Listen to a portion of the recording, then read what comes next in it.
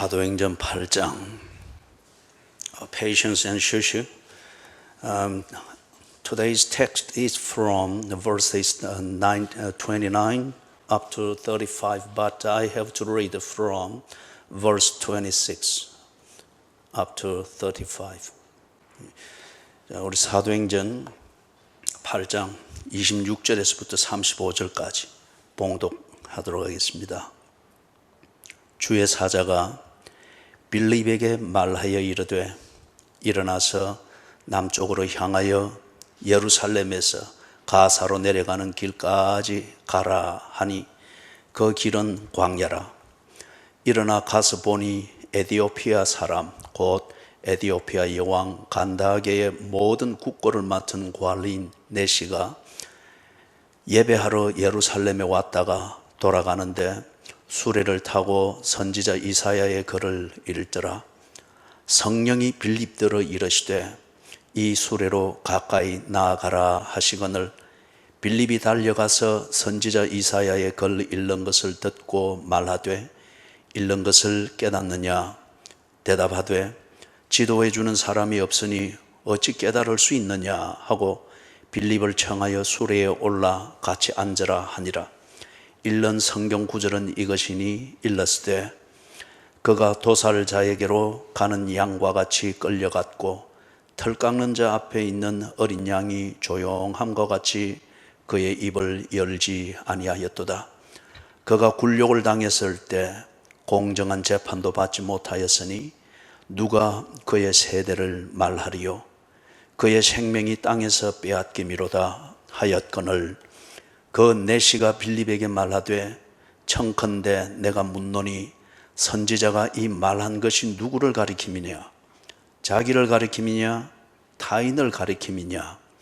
빌립이 입을 열어 이 글에서 시작하여 예수를 가르쳐 복음을 전하니.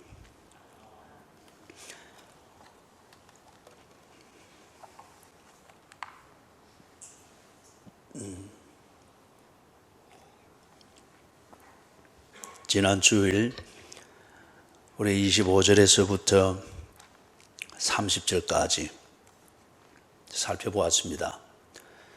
그래서 지금 우리 25절에서부터 40절까지 그렇게 다음 주일까지 이 본문을 계속 강의를 해 나갈 겁니다.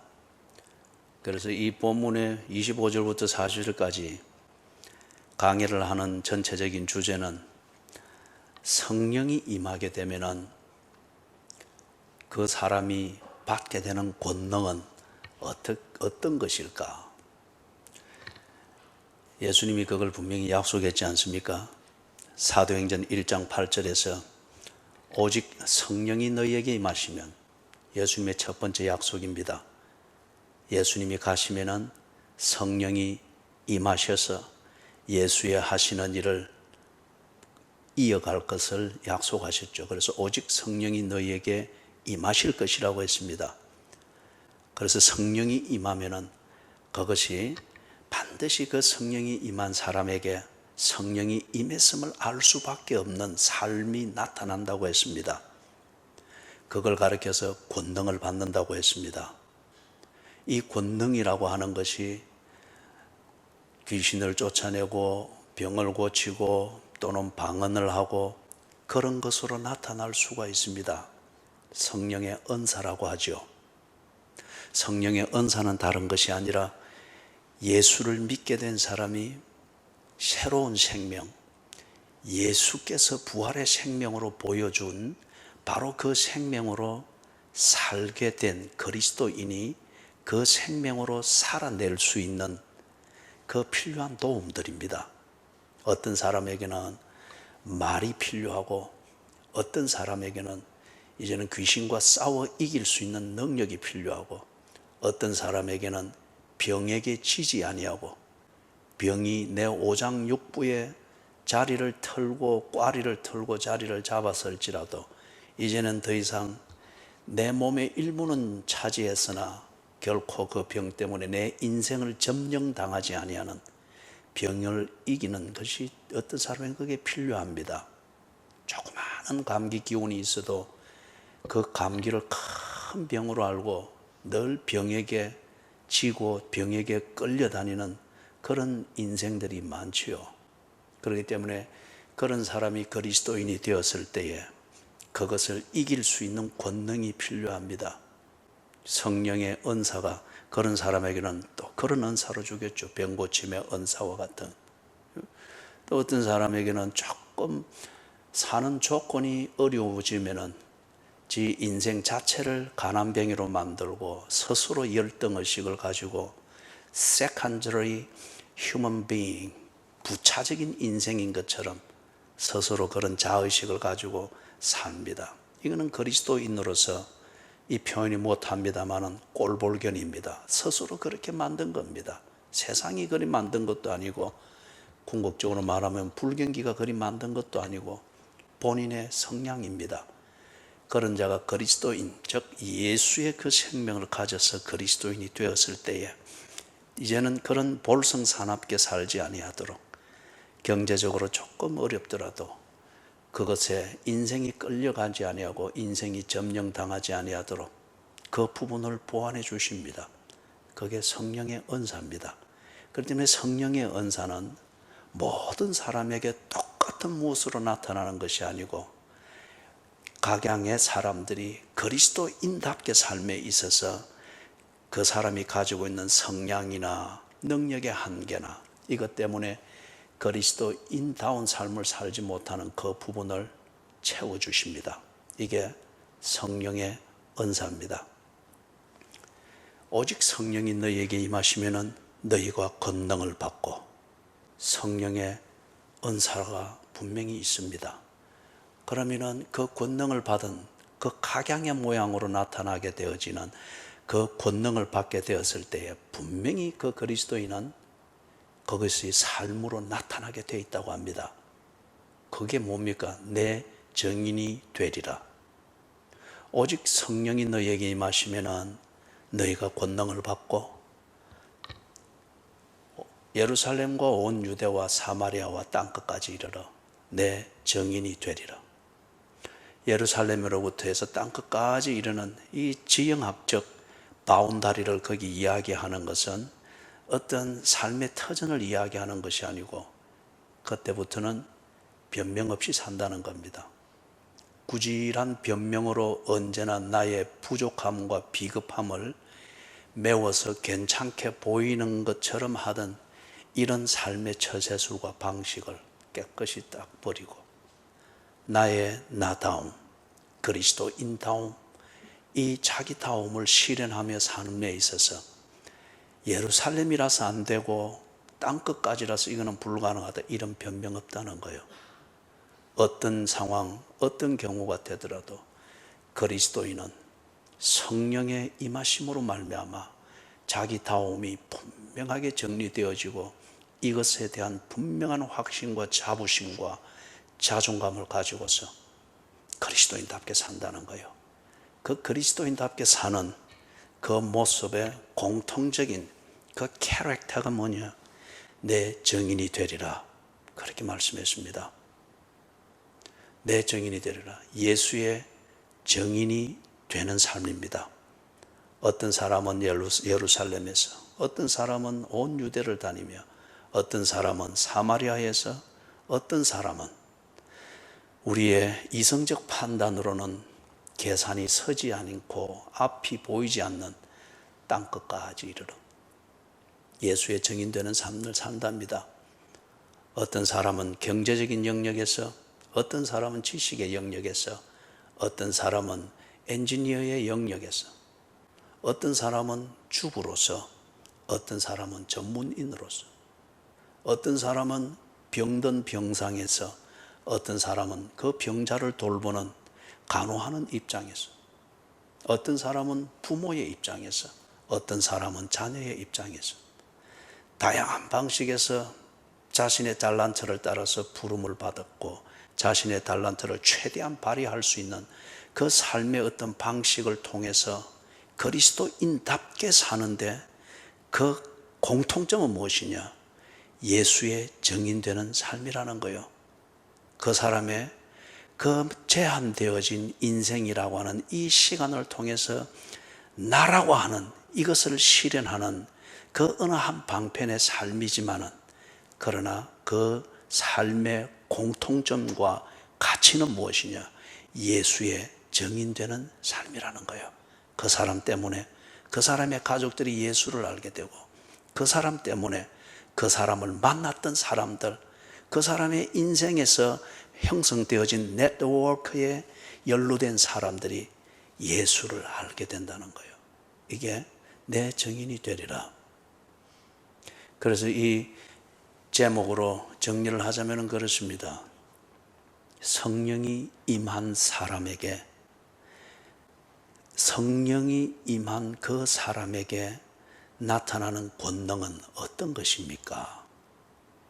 그것이 공통적으로 딱 말하면 예수의 증인되는 삶입니다.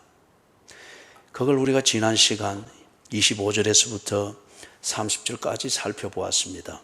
거기서 보여주는 것은 성령이 충만한 사람, 성령이 임하여서 그 사람에게 필요한 성령의 은사, 즉 권능을 받았다고 하면은 그 사람은 복음을 들어야 할 사람을 찾습니다.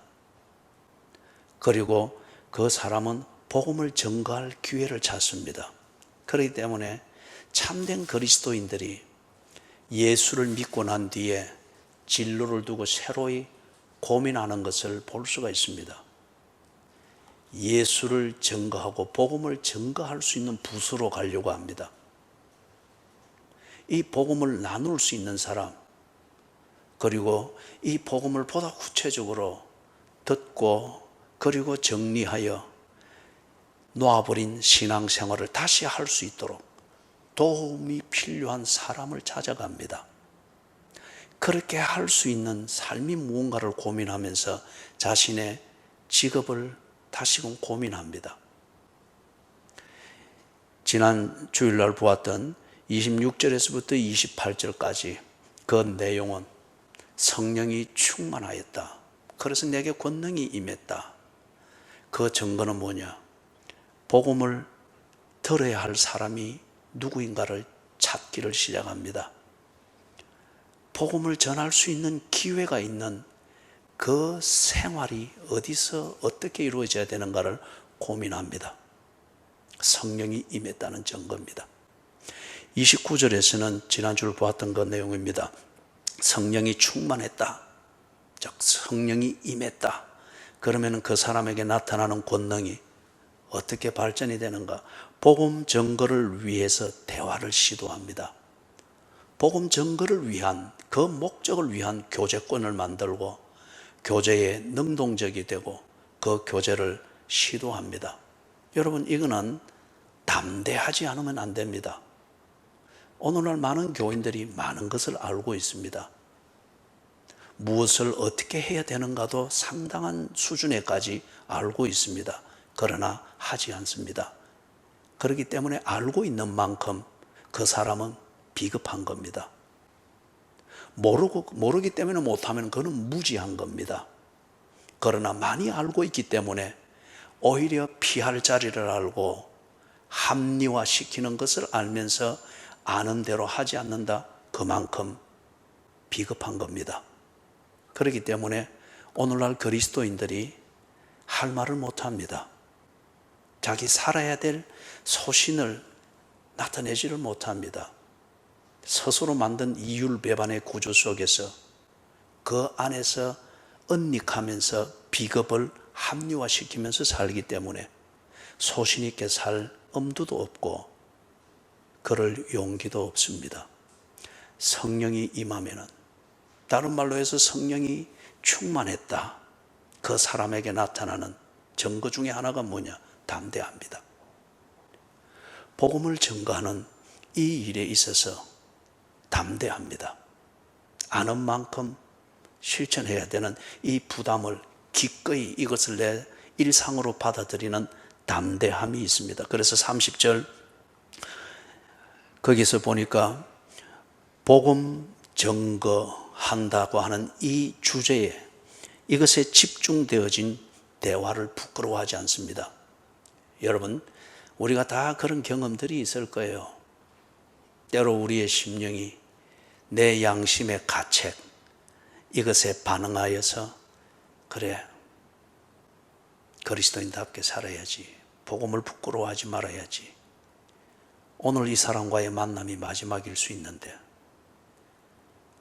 복음을 전거해야지, 자기 나름대로 정리를 해서 결심을 하고 이렇게 하지만은 대개의 경우는 복음에 관한 주변 이야기만 빙빙 돌면서 하고, 그리고 어떻게든지 듣는 상대방의 심기를 건드리지 않고 내일이 보장되어지지 않는 오늘 나누고 있는 이 교제, 이것이 민망해지지 않기 위해서 그것 관리하느라고, 분위기 관리하느라고 주변 이야기만 빈빈 돌고 상대방의 심기를 건드릴 것 같은 그런 예상이 드는 말은 꼭 피해가다. 그리고 복음, 소위 말해서 복음에 대한 대화가 그렇게 끝나버리게 되는 것을 보죠. 그죠? 그리고 언제나 끝나고 돌아오고 나면은 스스로 부끄럽고 스스로 초라해지고 그런 경우는 많죠. 성령이 너희에게 임하면 너희가 권능을 받고, 권능을 받았다는 그 증거가 뭐냐? 그 권능은 어떻게 나타나는가?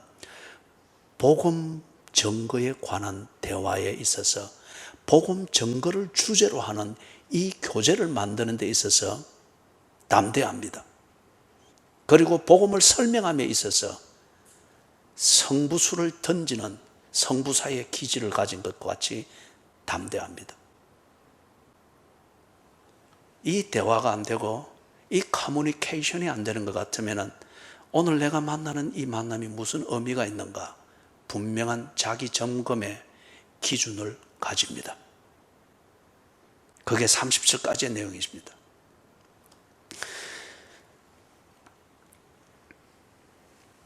35절로 바로 넘어갑니다.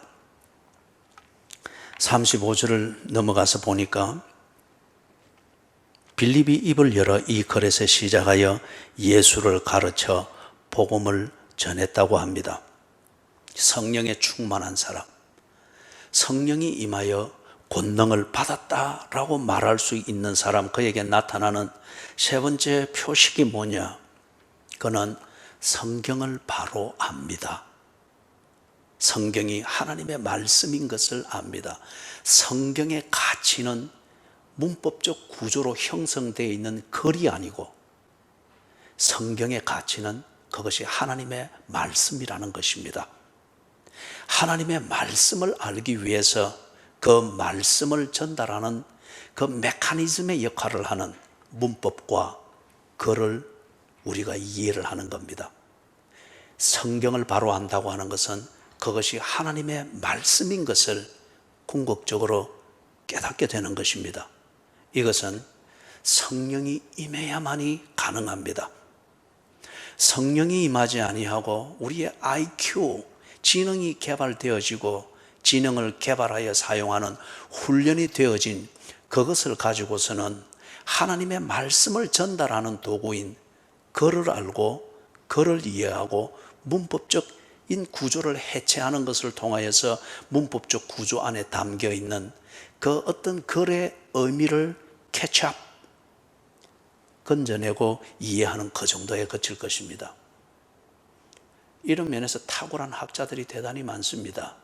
그러나 그들은 그 지식에 근거해서 성경이 하나님의 말씀인 것을 알고 하나님과 커뮤니케이션, 이 소통이 되어지는 데까지는 그들은 나아가지를 못합니다.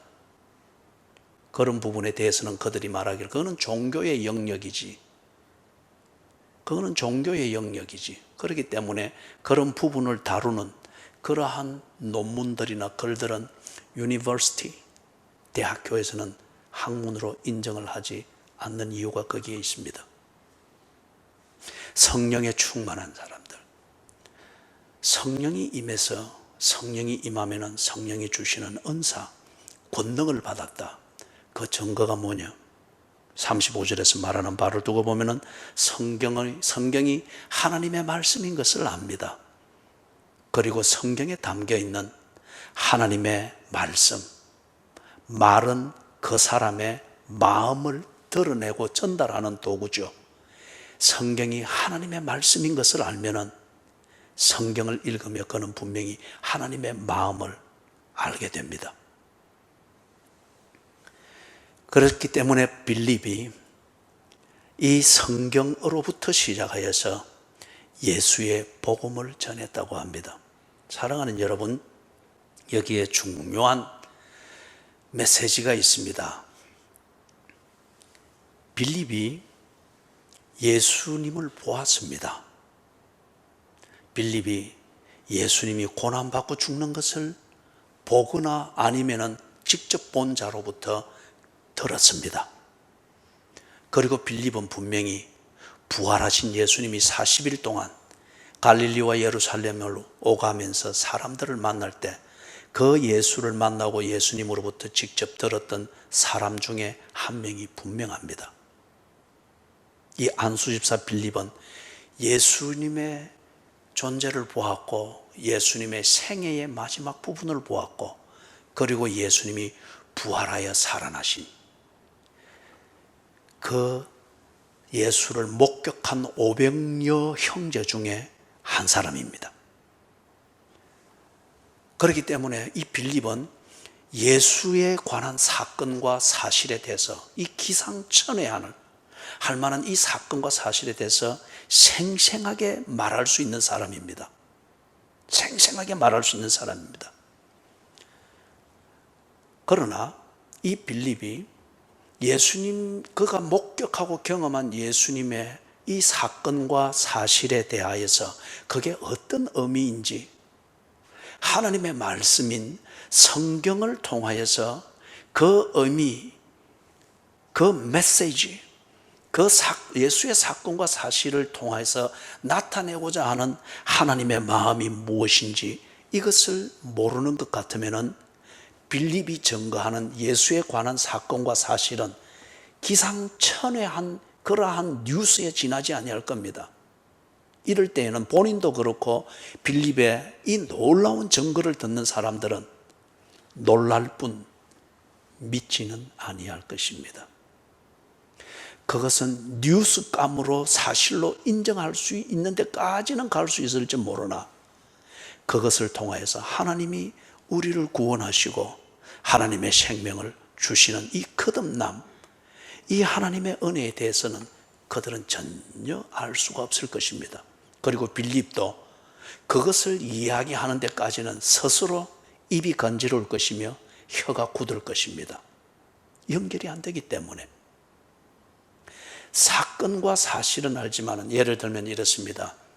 간혹 사람들이 예배를 통해서 또는 기도를 통해서 기독교적 생활과 문화를 경험을 하면서 소위 말해서 기적이라고 하는 사건을 체험합니다. 그 기적이 객관적인 사건일 수도 있겠고 주관적이거나 개인적인 사건일 수도 있습니다. 그게 본인에게 또는 그것을 객관적으로 목격한 사람들에게 굉장한 충격과 놀라움을 주는 것도 사실입니다. 그러나 이런 경험을 한 사람들이 우리 주변에 많이 있고 증거들을 많이 하고 그 놀라움을 나누는 그런 얘기들을 많이 듣고 있습니다. 그러나 그게 하나님께서 그 사건과 어떤 관계가 있는가? 당신의 그 경험을 통해서 하나님이 무엇을 말씀하고자 하는가? 당신이 지금 놀라서 그 뉴스를 흥분하여 나누고 있는데 그 뉴스의 오브젝트인 그 사건인 그것을 통해서 하나님께서 당신에게 뭘 말하며 하나님은 누구이며 하나님은 당신과 같은 우리에게 무엇을 주기를 원하는가? 그것이 하나님의 존재 증명이 되는 사건인가? 당신은 그것을 통해서 하나님과 교통이 되어지는 그리고 하나님의 존재를 인정하는 소위 말해서 신앙 고백에 이르게 만드는 사건인가? 이것을 물을 때에 많은 사람들은 그걸 모릅니다. 자기가 객관적으로든 주관적으로든 아니면 개인적으로 경험한 그 어떤 종교적 체험을 통하여서 그들은 놀랄 뿐 하나님에 대해서는 여전히 무지합니다. 아니면 놀랄 뿐 그 놀라게 만든 사건을 통해서 성경에서는 이렇게 의미를 말합니다라고 할 때에 그들은 그것을 믿지 아니합니다. 빌립이 만약에 자기가 목격하고 경험한 예수에 관한 사건과 사실에 대해서는 생생하나 이 사건을 예언하고 미리 알려주고 그 의미가 무엇인가, 이것을 성경 하나님의 말씀을 통해서 정리하고 있는 이것과 연결해서 알지 못하고 있다고 하면 빌립은 놀랄 뿐 믿는 자는 아니었을 것입니다. 자기에게 놀람을 준 그 사건을 공유하기 위해서 뉴스를 전하고 자기와 같은 처지에 있는 자들이 그 뉴스를 들으면서 그것을 레시피 삼아서, 종교적 레시피 삼아서 자기에게 맞도록 조리해서 스스로 위안을 얻는 그 정도의 역할, 그 이상은 안 될 거예요. 하나님을 만나게 하고 하나님께서 나와 같은 인생에 대하여서 어떤 계획을 가지시며 그 계획을 위해서 무슨 일을 하시는가, 이것을 알고 하나님을 바라보게 만드는 그러한 증거는 되지 못했을 것입니다. 빌립이 예수의 사건, 예수에 관한 이 사실을 목격하고 경험하여 그걸 놀라운 뉴스로 전할 뿐 그 의미에 대해서는 결코 증거하고 정인되는 이 어떤 삶이 아니었다고 하는 것 같으면 빌립은 일종의 신비주의적이고 또는 주관적이고 개인적인 종교가 만들어지는데 기여했을 뿐일 것입니다.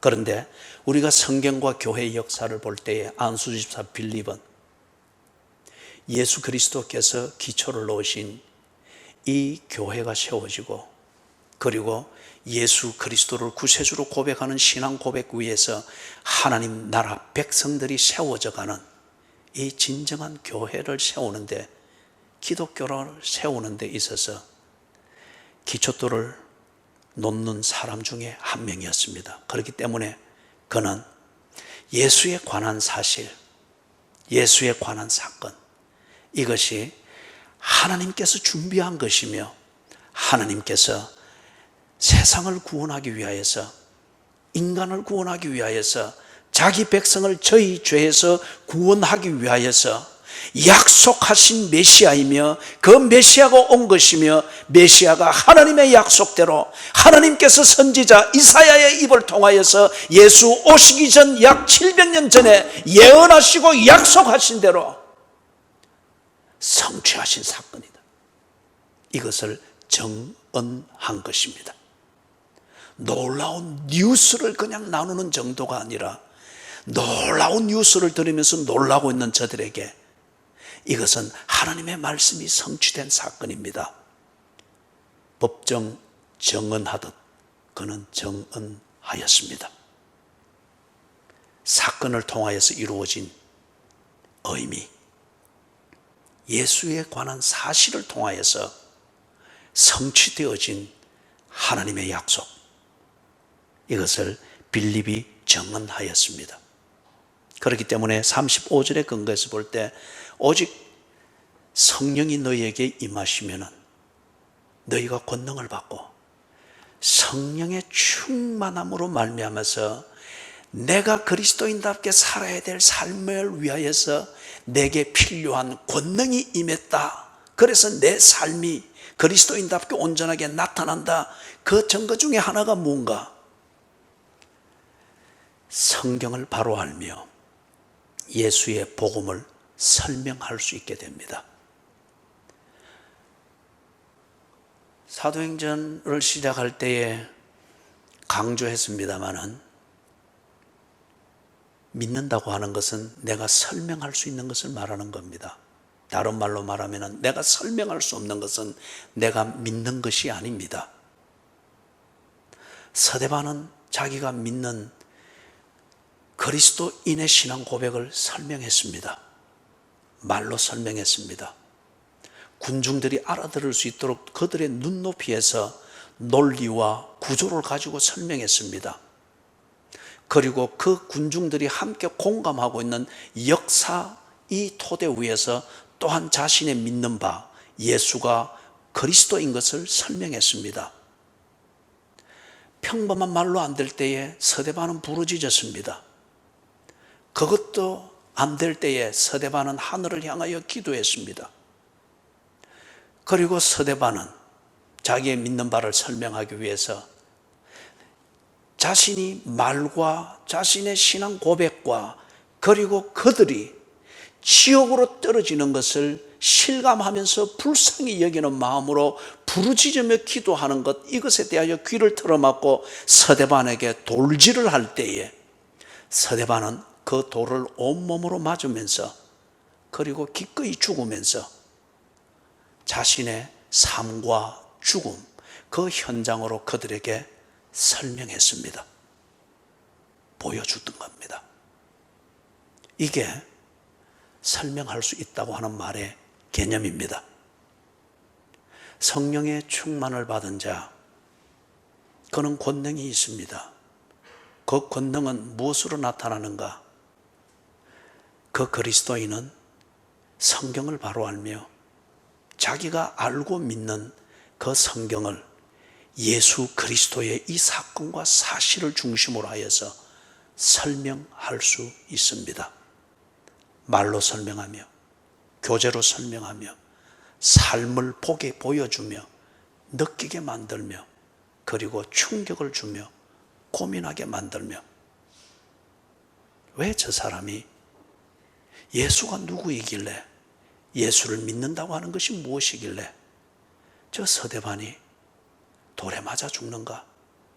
돌에 맞아 죽으면서도 자기를 돌로 치고 불공평하게 지극히 주관적인 판단으로 돌로 쳐서 사형하는 것을 정당화하는 저 이기주의적이고 저 광신도적인 저 종교적인 저 사람들을 두고서 죽어가면서 어찌 하나님 앞에 자기가 믿는다는 하나님 앞에 저들을 죄를 사하여 주옵소서.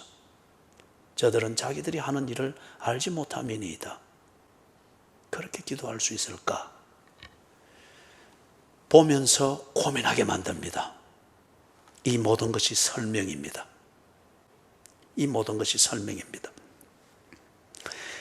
빌립이 설명하고자 했던 예수의 복음을 전하고 가르쳤던 그 내용이 무엇입니까? 32절, 34절을 보면은 그 내용이 거기에 나오죠. 간닥의 여왕의 내시, 이 고관, 이 사람이 읽으면서 나름대로 고민을 합니다.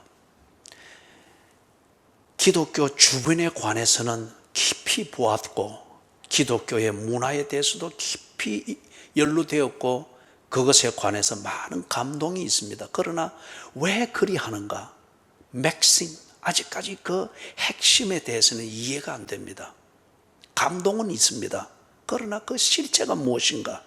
그것에 대해서는 아직 이해가 안 됩니다. 그래서 기독교인들이 믿음의 근거라고 하는 하나님의 말씀이라고 부르는 이 성경을 이 사람이 읽고 있습니다. 귀향하는 그 수레에서 이것을 읽을 정도면 지금 상당히 동기부여가 되어 있습니다. 알고 싶어하는 목마름이 있고 굶주림이 있습니다. 그래서 읽습니다. 그러나 처음에 이야기했던 것처럼 글을 읽을 수 있고 글을 만들고 있는 문법적 구조를 이해를 하고 해체를 해서 글의 의미는 행간을 읽을 수는 있으나 아직 그 가치는 무엇인지 알 수가 없습니다. 그렇습니다. 성경을 아는 것은 지식의 어떤 정도로서 파악되는 것은 아닙니다. 그거는 도구일 뿐입니다. 성경을 알고 믿게 되는 것은 성령의 임하심으로 됩니다. 내 지능으로가 아니고 성령이 임한 그 감동으로 되는 것입니다. 왜냐? 하나님의 말씀은 성령의 감동하심으로 기록되었다고 합니다. 다시 말해서 성령님이 성경의 저자입니다. 그렇기 때문에 이 저자인 성령님이 우리에게 임할 때에 우리를 감동할 때에 글로 기록되어진 그 성경에 담겨있는 하나님의 말씀을 듣게 됩니다. 그 마음을 깨닫게 된다는 겁니다. 지금 이 에디오피아 여왕 간다게의 이 고관이 감동이 있고 알고 싶고 그래서 글을 읽고 행간을 읽고 그렇게 애착은 가지나 아직 이 의미는 못 깨닫는 거예요. 이 목마름이 있고 굶주림이 있습니다. 이때 빌립이 다가갔죠. 담대히 다가가서 그리고 성경에 근거하여서 예수의 복음에 관한 얘기를 하는 것에 있어서 망설이지 아니했습니다. 앞에서 이야기했던 것처럼 성령이 충만한 증거입니다. 그래서 32절에서는 읽는 내용이 무엇인가 보니까 메시아를 지금 예언하고 있는 그 내용입니다. 지금 이 글을 쓰고 이 예언을 하고 있는 선지자는 이사야입니다. 예수님이 오시기 전 약 700여 년 전에 활동하던 선지자였습니다. 이 선지자 이사야가 이스라엘 백성들이 정치적으로, 군사적으로, 경제적으로, 문화적으로 다양하게 잘 살아보고자 하는 욕구는 누구나 다 가집니다. 이 욕구를 해결하는 방식은 3인 3색일 수 있겠고 정치인마다 다를 수가 있습니다. 그래서 다방면으로 이 이스라엘이 위기를 극복하기 위해서 애를 씁니다. 정치인은 정치인대로, 시민은 시민대로, 군인은 군인대로 다양하게 애를 씁니다. 이때에 이 존경받는 이사야 선지자가 그 세대에는 전혀 감각이 설 수 없을 것 같은, 그리고 그 세대가 몸부림치는 그 핫 이슈와는 상관없는 것과처럼 들리는 그 솔루션을 말하는 거예요. 메시아가 올 것이다. 하나님이 보내시는 자, 메시아가 올 것이다. 이 메시아라고 하는 히브리어의 표현을 헬라어로 표현한 것이 그리스도입니다. 메시아가 올 것이다. 그가 오면은 너희가 구원을 얻을 것이고 너희가 진정 새로워질 것이다. 이스라엘의 답은 메시아가 오는 거기에 있으니 너희들이 그 메시아를 맞이하고 그 메시아와 관계가 될 수 있도록 길을 예배하라. 그걸 지금 이사야가 예언한 거예요. 그러는 중에 그 메시아가 왔을 때에 그가 메시아인 것을 알아볼 수 있는 증거를 예언을 했습니다. 그 알아볼 수 있는 증거, 그 중에서 두 가지를 32절에서 한 가지를 말하고 33절에서 한 가지를 말하고 있습니다. 이것은 이사야서 53장에 있는 그 내용의 일부를 지금 인용을 한 거예요. 간다게 내시가 그 부분을 읽고 있는 거예요. 메시아가 왔을 때에 이런 일이 그 사람에게 일어나면은 그가 메시아인 줄 알으라는 겁니다. 이사야가 그것을 예언한 거예요. 이걸 지금 이사야가 예언한 뒤 그것을 글로 기록되어진 것을 하나님의 존재를 알고 싶고 하나님은 누구이며 하나님을 믿는 것은 어떤 것인지를 간절히 알고 싶은 이 고관 대작, 이 사람이 그 부분을 지금 읽고 있는 거예요. 그리고 그 중에 하나 32절에 나오는 게 그가 도살 자에게로 가는 양과 같이 끌려갔고 털 깎는 자 앞에 있는 어린 양이 조용함과 같이 양에다가 비교를 했습니다. 여러분들이 오늘 댁으로 돌아가시면 유튜브든지 인터넷 사이트에서 양털 깎는 것, 요걸 찾으면 대반에 나올 겁니다. 뉴질랜드든지 오스트레일리아든지 아니면 다른 곳에 양털 깎는 것, 요거 경연 대회도 있어요. 양털을 깎을 때에 양털 깎는 자의 두 발 사이에 딱 끼어가지고 양털을 깎을 때 양이 어떻게 반응하는지 여러분들이 오늘 유튜브든지 거기서 화면을 찾아서 보도록 하십시오. 그러면 이 부분은 금방 이해가 되어집니다. 양들이 쭉 지금 현대판에도 뭐 거의 대동소이합니다. 자기 털 깎을 순서를 기다립니다. 그리고 털 깎는 자기 순서가 되면은 그냥 한 마리 쭉 끌어내 가지고 양털 딱 깎는 기계 들고 있는 사람한테 전달되면은 이 양팔을 딱 잡고 앞발을 잡고 그리고 다리 사이에 등을 딱 끼웁니다. 그러면 네 발이 다 이렇게 뻑 벌어진 상태에서 이리 돌리고 저리 돌리고 막 해서 양털을 다 깎아냅니다. 그때의 양은 아무 짓을 못합니다. 아무 짓을 못합니다. 뭐 정신이 없겠죠. 그것은 여러분이 오늘 그런 자료 화면을 찾아서 보십시오. 그런 양에다가 지금 이 메시아가 취급을 당하고 있는 그 모양을 비교하여서 설명을 하고 있는 거예요. 그런데 그리 당할 때에 이 메시아가 어떻게 하는가? 그의 입을 열지 아니하였도다.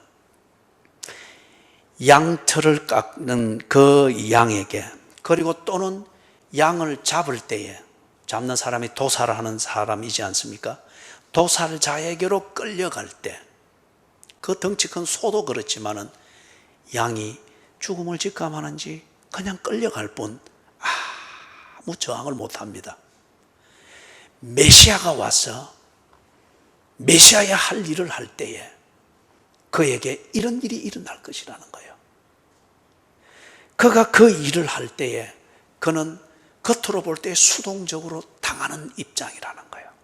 그런데 그렇게 당하는 그 과정에서 당신은, 그 메시아는 자기의 해야 할 일을 그 방식으로 하고 있기 때문에 그것에 대해서 아프다고 아우성치지 아니하며 자존심 상한다고 반항하지 아니하며 하다가 또는 고난스럽고 힘들다고 하여서 하던 일을 중단하고 뛰쳐나가 버리는 이 일들이 없다는 거요. 그의 입을 열지 아니하였도다.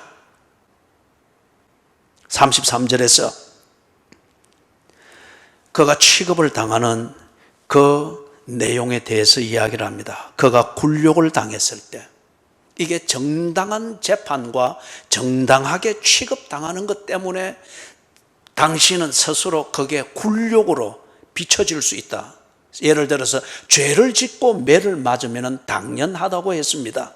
그러나 죄를 짓지 아니하였는데 죄인처럼 취급을 당하는 것은, 그래서 굴욕을 당하는 것은 억울한 것이라고 하였고, 그것은 justice, 정의가 세워져야 될 문제라고 했습니다. 그런데 지금 여기서 33절에서 메시아가 오면은 이런 증거가 있을 것인데 어떤 증거인가? 그는 굴욕을 당할 것이다. 누가 볼지라도 굴욕적으로 보이는 그러한 과정을 겪게 될 것이다. 그런데 그 굴욕이 그가 죄를 지어서 공정하게 그리고 정의롭게 재판을 당하여서 굴욕을 당하는 그것이 아니고 공정한 재판을 받지 못한 채 그런 굴욕을 당할 것이다.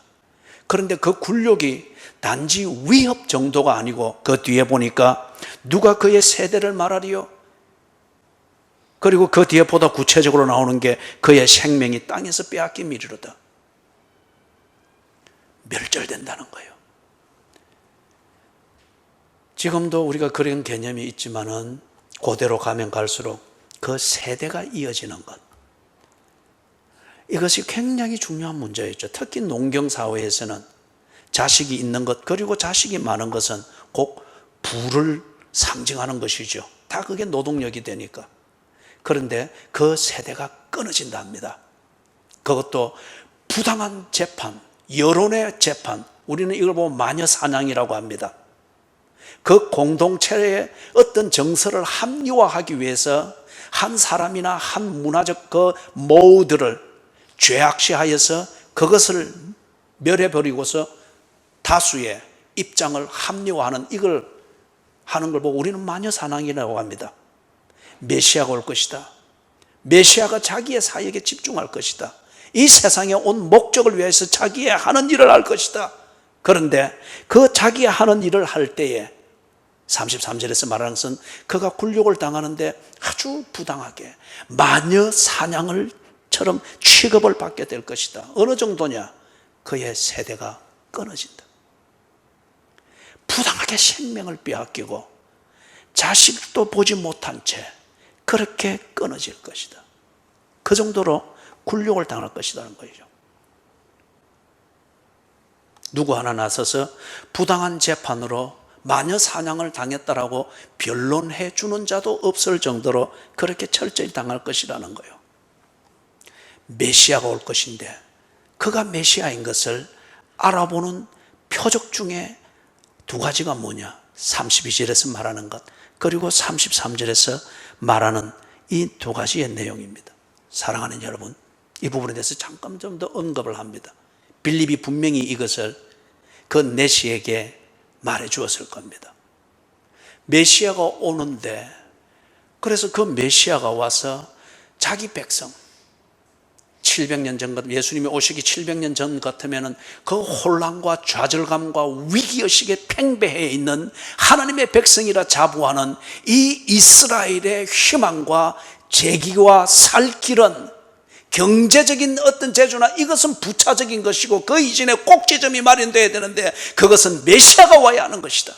메시아가 오므로 말미암아서 하나님의 나라가 너희들에게 이루어지고 너희들이 하나님의 나라에 들어간 하나님의 백성이 될 때에, 그때에 새롭게 일어날 것이며, 그때에 그 정신으로 하는 경제와 군사와 외교와 문화가 진정 너희들에게 웃음을 주며 행복을 주는 그 바른 것이 될 것이다. 궁극적인 것은 메시아를 기다리며 메시아를 만나라. 그런데 이 내시가 읽어보니 이 메시아가 오는데, 그래서 자기 백성을 구하기 위해서 왔는데 왜 이렇게 한 마리 죽임을 당하는 자 앞에 그렇게 아무 짓도 못하면서 그렇게 공포 가운데서 절어있는 그런 양처럼 취급을 당해야 되는가? 그리고 33절에 왜 부당한 재판, 정의를 세우기 위해서 오는 메시아가 어찌하여 부당한 재판에서 마녀 사냥을 당하듯이 그렇게 당하여서 이렇게 죽게 되어지는가? 그가 하나님 나라를 이루기 위해서 오는 것 같으면 그의 세대는 3대, 4대, 1000대에 이르도록 번성해야 하나님의 나라가 되는 것이지 않느냐? 때로는 인구의 숫자는 파워이기도 하죠. 특히 고대로 가면 갈수록 맨파워는 곧 그 나라의 부강함이며 미래를 보장하는 그러한 잠재력일 수도 있죠. 그런데 자기 나라를 세우기 위하여, 자기 백성을 구원하기 위하여 온다는 이 메시아가 어찌하여 그 세대가 끊어지는가? 생명이 없어지는가? 그러고도 어떻게 행복을 위하여서 희망을 가지고 살아갈 수 있는 나라를 세우며 재건을 한단 말인가? 이 내시에게는 혼돈입니다. 빌립이 이 부분에 대해서 설명을 해줍니다. 하나님의 백성들이 하나님을 떠남으로 말미암아 떠나는 그 자체, 그것이 죄입니다. 그것을 당연하게 여기는 그 사고방식이 죄입니다. 그 당연하게 여기면서 그것을 즐기는 생활 자체가 죄입니다. 하나님의 백성이 이 죄로 자기의 삶을 개발할 수 있고 행복을 추구할 수 있다고 하는 여기 이 차원으로 빠지는 것을 통하여서 그들은 한 마리 도살을 당하는 자 앞에 떨고 있는 한 마리 양처럼 저들이 선택한 죄와 죄의 권세에 의하여서 찢겨졌고 주눅이 들었고 눌렸다는 거예요. 이 백성들을 구하기 위하여서 도살하는 자의 양다리 사이에 끼어있는 이 양과 같은 자기 백성을 구하기 위하여서 메시아는 그 도살하는 자의 다리 사이로 들어갔다는 거요. 거기에 자기 백성이 있으니 자기 백성이 있는 그곳으로 들어가 그를 끄집어내는 겁니다. 자기 백성이 지옥에 있으니 메시아가 지옥에 들어갔다는 겁니다. 자기 백성이 스스로 해결할 수 없는 사망을 선택했으니 그 백성을 구하기 위하여서 메시아는 자기 백성이 있는 사망 가운데로 들어갔다는 겁니다. 하나님의 백성이 하나님을 보지 아니하고 쉽게 살자고 하면은 어둠이 편합니다. 쉽게 살자고 하면은 나의 비급함을 보면서 고상한 아픔을 느끼지 아니하려고 하면은 비급함이라는 시꺼먼 것에 그냥 들어가 버리면 편합니다. 이것저것 생각하지 아니할 수 있으니. 그러나 자신의 처지를 모릅니다. 나도 시꺼매졌고 나를 덮고 있는 것도 시꺼매졌으니 메시아는 그 시꺼먼 어둠 속으로 들어간 겁니다. 죄악의 권세에 찢겨지고 눌려있고 떨고 있고 아무 말도 하지 못할 정도로 자유를 빼앗겨버린 자기 백성을 구하기 위하여서 거기서 몸부림을 치고 있습니다.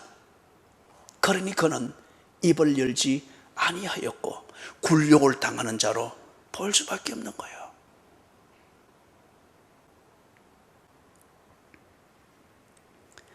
공정한 재판을 받지 못하였다고 하여서 그분이 정의를 말하면서 정의를 주장하면서 1인 시위를 하면서 그렇게 자신의 정당함과 자신의 당당함을 주장하느라 자기의 할 일, 그것을 잊어버리지 아니하였습니다. 그 예수님께서 공정한 재판을 받지 못했던 것은 자기의 백성들을 그렇게 끌어가서 어둠에 처박아 놓은 그 세력, 그 검은 세력, 그 세력으로부터 그 철부지 아직 철이 없는 중학교 1학년의 아들을 구하고자 하는 어머니처럼 그들을 구하기 위하여서 공정한 재판이 없는 그곳에 들어가서 자기 백성들을 구하기 위하여서 굴욕을 당하시는 겁니다. 그가 굴욕을 당했을 때 공정한 재판도 받지 못하였으니 누가 그의 세대를 말하리요? 그의 생명이 땅에서 빼앗김이로다. 사랑하는 여러분, 그래서 다시금 35절을 보면은 이렇습니다.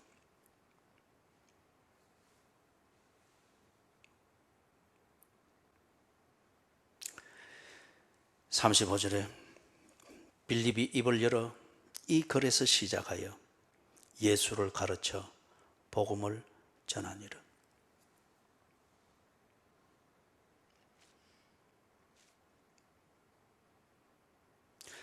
이 글에서 시작하여 예수를 가르쳐 복음을 전하면은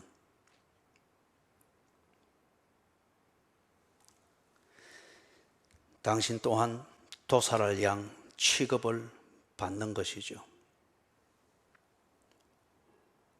다른 말로 말해서 공정한 재판을 받지 못한다는 겁니다. 사랑하는 여러분,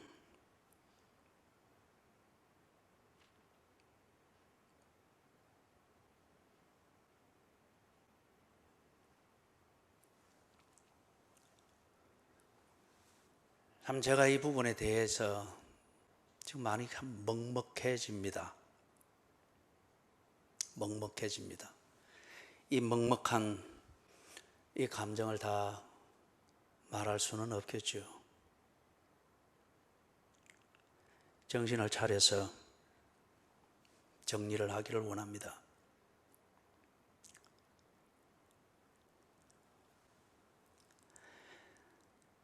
성령께서 충만할 때에, 성령께서 충만할 때에 그에게 나타나는 것,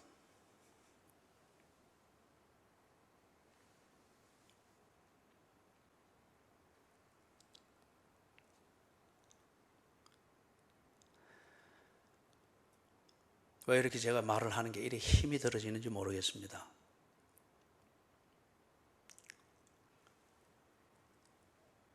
아마 하고 싶은 말이 너무 많은 모양입니다. 그러나 무리를 하지 않기를 원합니다.